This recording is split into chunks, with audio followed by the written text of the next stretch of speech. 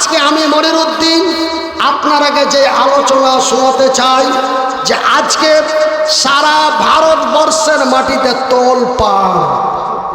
কি তোলপাড়? আগামী 6 ডিসেম্বর ভারতবর্ষের পশ্চিমবঙ্গের মুর্শিদাবাদ জেলাতে নিউ বাবরি মসজিদ তৈরি হবে। জোরে বলি ইনশাআল্লাহ। আমার ভাইয়েরা, আমার বন্ধুরা, আমি মনিরুদ্দিন 2017 সালে বলেছিলাম, 2017 সালে বলেছিলাম, কলকাতা ধর্মতলার মাটিতে বলেছিলাম, একটা বাবরি মসজিদ যদি ভারতবর্ষের মাটিতে ভাঙা হয়, হাজারো মসজিদ বাংলার মাটিতে, ভারতের মাটিতে তৈরি হবে। জোরে বলি ইনশাআল্লাহ। আমার ভাইয়েরা, আমার বন্ধুরা, আমার আব্বা জানেরা, আজকে বাবরি মসজিদ নিয়ে অনেকেই বিতর্কের মধ্যে জড়িয়ে আছেন। অনেকেই বলছেন হওয়া দরকার, অনেকেই বলছেন না হলেই ভালো। কেন? এই বাবরি মসজিদ তৈরি করতে যে হয়তো সাম্প্রদায়িক একটা সমস্যা আসতে পারে, এই জন্য আমরা নিজের পরিবারের দিকে দেখে, নিজের জীবনের দিকে দেখে যে একটা সাম্প্রদায়িক হতে গেলে কেউ যদি আমাকে মারে, তা আমি তো চুপ করে বসে থাকবো না, থাকবো? তবে আমিও মারবো। আমাকে যদি কেউ মারে তো আমি কাউকে মারবো। তবে দুইজনে যদি মারামারি হতে যায়, তবে একটা সংঘর্ষ হলো, হয়তো আমার ছেলেরা এতিম হতে পারে, বা আমি যাকে মারছি তার ছেলে মেয়ে এতিম হতে পারে। এই জিনিসটাকে লক্ষ্য করে অনেকেই বলছেন বাবরি মসজিদ বাংলার মাটিতে না হয় ভালো। আমার ভাইয়েরা, তবে আমি মনিরুদ্দিন বলছি, আমার ভাইয়েরা, আল্লাহর ঘর যারা বানায়, নবী করিম সাল্লাল্লাহু আলাইহি ওয়াসাল্লাম বলছেন, বুখারী শরীফের সহিহ হাদিস, আল্লাহর রাসূল বলছেন, মান বানা লিল্লাহি মসজিদান বানাল্লাহু লাহু বাইতান ফিল জান্নাত। যারা আল্লাহর ঘর বানায়, আল্লাহ তাদের ঘর বানায়। তবে আল্লাহর ঘর বানা হয় বেলডাঙ্গার মাটিতে, আল্লাহ বান্দার ঘর বানায় তার জান্নাতে। একবার জোরে বলি নারায়ে তাকবীর, আরো জোরে বলি নারায়ে তাকবীর। আচ্ছা, আপনারা কি আল্লাহু আকবার বলতে ভয় পাচ্ছেন? যে আজকে মনিরুদ্দিন ভাইয়ের কথায় সুর মিলিয়ে আল্লাহু আকবার বলতে গেলে হয়তো কালকে হুমায়ুন কবিরের কাছে জবাবদাহি হতে পারে। এই জন্য কি আপনারা আল্লাহু আকবার বলতে ভয় পান? আমার মতো মনিরুদ্দিন একজন অসহায় অসুস্থ ব্যক্তি, আমি যদি লক্ষ মানুষের সামনে, হাজারো মানুষের সামনে, অনলাইনে আজকে অনেকেই আপনারা এই ক্যামেরার মাধ্যমে আপনারা লাইভ দিচ্ছেন, আপনাদের আওয়াজটা প্যান্ডেলের ভিতরেই থাকবে, কিন্তু আমার আওয়াজটা বিশ্ব জগতের কাছে যাচ্ছে। তাই আমি যদি নারা দিতে ভয় পাই, না পাই, তবে আপনারা আল্লাহু আকবার বলতে ভয় কেন পাবেন? একবার জোরে বলি নারায়ে তাকবীর। আমার ভাইয়েরা, অন্যায়ের প্রতিবাদ করে সত্যর বিজয় করতে যে যারা শহীদ হয়ে মারা যায়, যারা শহীদ হয়ে মারা যায়, তারা বিনা হিসাবে আল্লাহর জান্নাতি। একবার জোরে বলি আলহামদুলিল্লাহ। আমার ভাইয়েরা, আমার বন্ধুরা, জানেন আমি মনিরুদ্দিন যদি এখন মরে যাই, আমি মনিরুদ্দিন যদি এখন মরে যাই, কথাটা খুব লক্ষ্য করে শুনবেন, যদিও আমি সুর কণ্ঠ দিতে না পারি। কেন ভাই? আমার দুটো ডাক্তারি মতে আমার দুটো তার ফিজ হয়ে গেছে। নাম্বার একটা এক্সলেটারের তার আর একটা পিক আপের তার, বুঝতে পারলেন? এই দুটো তার আমার ফিজ হয়ে গেছে। যেই তার দুটো আমার ডান সাইডে ছিল, এমআরআই এবং সিটি স্ক্যান করে ধরা পড়েছে যে দুটো তার আমার ফল্ট হয়ে গেছে, একটা পিক আপের তার আর একটা এক্সলেটারের তার। এই জন্য আমি কণ্ঠটা দিতে পারি না। তাই আমি আপনাদের বলি, আমার ভাইয়েরা, আমার বন্ধুরা, এখন আমি মনিরুদ্দিন যদি মরে যায়, তবে চতুর্দিকে খবর হয়ে যাবে যে মনিরুদ্দিন ভাই ইন্তিকাল করেছে। আগামী সকালবেলায় 9:30টার সময় তার দাফন হবে, নাকি? দাফন হবে। তবে আমাকে দাফন করার আগে আমাকে গোসল দিবে। গোসল দিবে না? কথা বলেন। গোসল দিবে, কাফন দিবে, তারপরে আমাকে দাফন করবে। কথা ঠিক কিনা? প্রথম আমাকে গোসল দিবে, তারপরে আমাকে কাফন দিবে, তারপরে আমাকে দাফন করবে। তবে গোসল দিতে, কাফন দিতে, দাফন করতে অন্তত 2 ঘন্টা। আপনারা একটু মুখে কথা না বললে একটু মাথা হিলার চেষ্টা করবেন, তবে আমার পরবর্তী কথাটা বলতে সুবিধা হবে। তবে আমার ভাইয়েরা, আমার বন্ধুরা, তবে আমাকে আমার গোসল দিতে, কাফন দিতে, দাফন করতে আমার 2 ঘন্টা, মিনিমাম 2 ঘন্টা লাগবে। কিন্তু নবী করিম সাল্লাল্লাহু আলাইহি ওয়াসাল্লাম বলছেন, যারা অন্যায়ের প্রতিবাদ করে, সত্যর বিজয় করতে যে, বাবরি মসজিদ নির্মাণ করতে যে, মসজিদ বানাতে যে, মাদ্রাসা বানাতে যে, মদের বিরুদ্ধে, সুদের বিরুদ্ধে অন্যায়ের প্রতিবাদ করতে যে যারা শহীদ হয়ে মারা যায়, তাদের গোসল কাফন দিও না। কেন? যে কি ওকে গোসল কাফন দিতে যত লেট হচ্ছে, ওর জান্নাতে যেতে তত লেট হচ্ছে। সেহেতু তাকে বিনা গোসলেই রক্তাক্ত অবস্থায় তাকে দাফন করে দাও। কেন? তাকে কবরে দিলেই সে আল্লাহর জান্নাতি, কবরে দিলেই আল্লাহর জান্নাতি। নারে তাকবীর, নারে তাকবীর।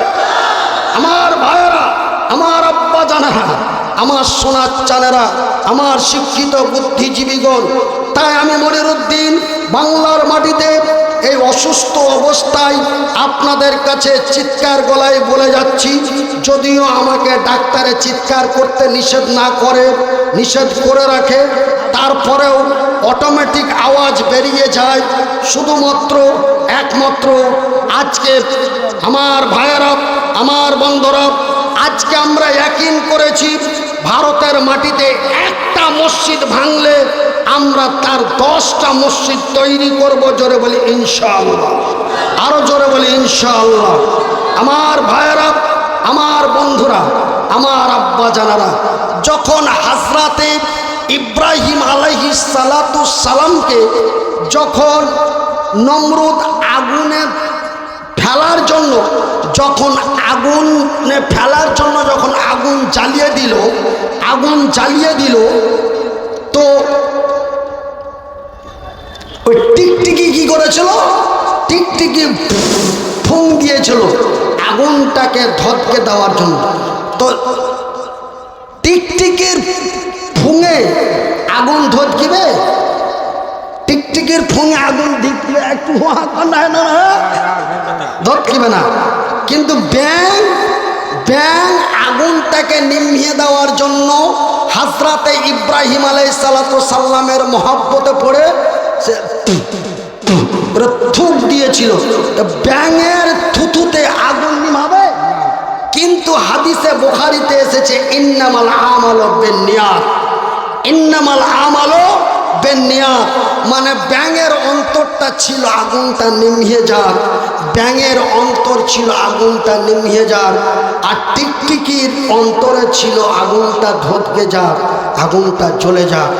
তাই আমি মনিরুদ্দিন বলছি, এই মুর্শিদাবাদে বাবরি মসজিদ তৈরি করার জন্য আমার কাছে যত টাকা চাঁদা ধরবে আমি দিতে তার রাজি আছি ইনশাআল্লাহ। নারে তাকবীর, আরো জোরে বলি নারে তাকবীর।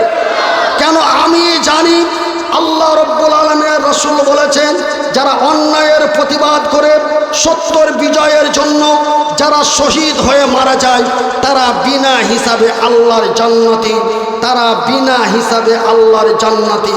আমার ভাইয়েরা, শুধু তাই নয়, আল্লাহ রাব্বুল আলামিনের রাসূল বলেছেন, আল্লাহ রাব্বুল আলামিন বললেন বিসমিল্লাহির রহমানির রহিম ওয়ালা তাকুলু লিমান ইউকতালু ফি সাবিলিল্লাহ, ফি সাবিলিল্লাহি আমওয়াত বাল আহইয়াউ ওয়ালাকিন লা তাশউরুন। ওই আল্লাহ রাব্বুল আলামিন বলছেন, যারা আল্লাহর পথে শহীদ হয়, যারা অন্যায়ের প্রতিবাদ করে সত্যের বিজয়ের জন্য যারা আল্লাহর জমিনে শহীদ হয়ে যায়, তোমরা তাদের মৃত্যু বলো না, তোমরা তাদের মৃত্যু বলো না। কেন? ওরা মরে না, ওরা মরে না, ওরা মরে না, ওরা, আল্লাহ রাব্বুল আলামিন বলছেন, ওরা তোমাদের নিকটে মৃত্যু, কিন্তু আল্লাহর নিকটে জিন্দা। আমার ভাইয়েরা, আমার বন্ধুরা, আমরা যারা আহলে হাদিস বলে দাবি করি, আমরা যারা আহলে হাদিস বলে দাবি করি, আমরা বলি যে আল্লাহর রসুল দুনিয়া থেকে বিদায় নিয়েছেন, তিনি মারা গেছেন। কিন্তু আমাদেরই মতো কিছু মুসলমান তারা বলেন যে না, আল্লাহর নবী এখনো জিন্দা আছে, জিন্দা অবস্থায় কবরে শুয়ে আছে।